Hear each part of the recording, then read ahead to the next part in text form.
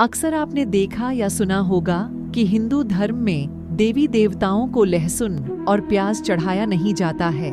लहसुन और प्याज को भगवान को ही नहीं, सिर्फ शास्त्र विधि और अन्य धर्म कार्यों में भी इसका प्रयोग वर्जित बताया गया है। लेकिन क्या आपने कभी सोचा है कि ऐसा क्यों होता है?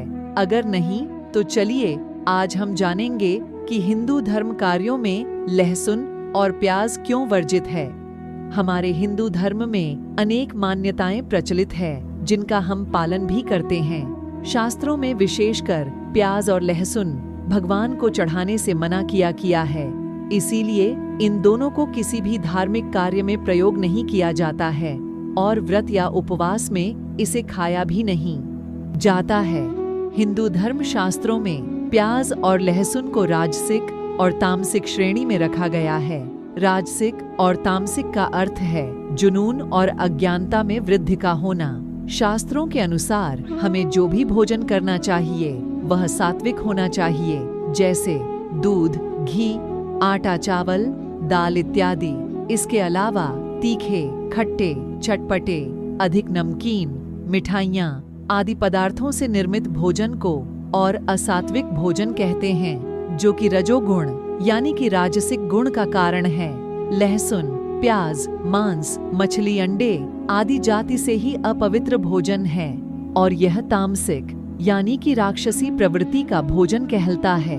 हमें इन्हें सात्विक प्रवृत्ति के भोजन में कदापि ग्रहण नहीं करना चाहिए, अन्यथा रोग, अशांति, चिंताएं, क्लेश, क्रोध और अज्ञानता बिन बुलाए मेहमान की तरह प्रवेश कर जाते हैं। इसीलिए पुराणों में लहसुन और प्याज का प्रयोग रसोई घरों में निषेध माना गया है। लहसुन प्याज से जुड़ी एक पौराणिक कथाएं भी है, जिसके कारण लहसुन प्याज धर्म आदि कार्यों में वर्जित है। जिसके अनुसार जब समुद्र मंथन से अमृत का कलश निकला था, तब भगवान विष्णु सभी देवताओं को अमर होने के लिए अमृत बांट रहे थे। उसी दौरान राहु केतु नाम के एक राक्षस ने रूप बदलकर देवताओं के बीच आकर बैठ गए और ऐसे में गलती से भगवान ने उन्हें भी अमृतपान करा दिया। और जब पता चला भगवान को कि यह एक राक्षस है, तब भगवान विष्णु ने उनका सर सुदर्शन चक्र से काटकर अलग कर दिया।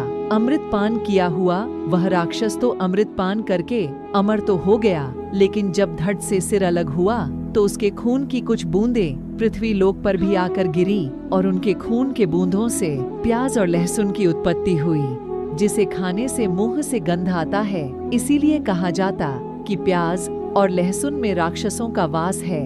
हालांकि अमृत से उत्पन्न होने के कारण इन दोनों में रोगों से लड़ने की क्षमता होती है, लेकिन राक्षस के खून से उत्पन्न होने के कारण यह देवी देवताओं अथवा अन्य धर्म कार्यों में से इसे दूर रखा जाता और भगवान को नहीं चढ़ाया जाता है। इसके अलावा प्याज और लहसुन के अधिक सेवन से मनुष्य का मन पूजा अर्चना में नहीं लगने लगता है और दूसरे कार्यों में अधिक लगता है। इसलिए इनका प्रयोग पूजा अर्चना में नहीं किया जाता है।